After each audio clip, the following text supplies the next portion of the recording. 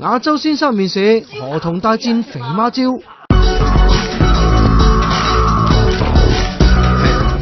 佢哋琴日嘅面試，保證你睇到欲罷不能啊！先嚟嘅瘦肉組，佢會繼續嘅，我相信。53歲嘅佢話係電影導演喎，一滴肥膏都冇，難怪要搽到成身油補翻啦！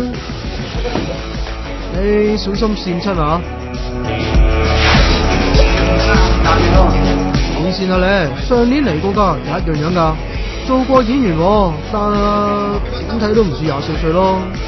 開始，好。都話自己30秒做60下，但係個動作咁嘅，仲越做越激突添。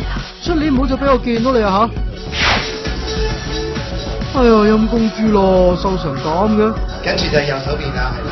pose都唔使擺啦，叮！閃撲，我覺得佢好有女人味喎。嗱，嚟啲肥膏組啦吓。雖然鞋類工程師鄧生好想震波啊，但無奈帶幾抽嘢上台，咪諗衰嘢啊吓！就當你心愛嘅人俾人欺負嘅時候咧，你就可以攞出嚟當雙截棍咁用。但係你連自己隻梅蕉都接唔住，點打人啊？哦，呢隻招其實唔係我嚟打死佢，而係去擾亂佢嘅視線。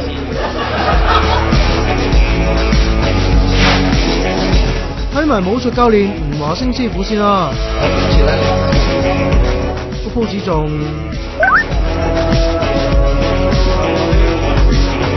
白衫白褲白鞋，你估你係白馬王子咩？講到好武功，佢都好勁㗎，人哋震波，佢又震籃。係分埋我哋皮膚俾佢。係啦，OK 啦，Thank you，冇問題，係啦，陣間。得㗎啦，去另一條片啦，唔該晒。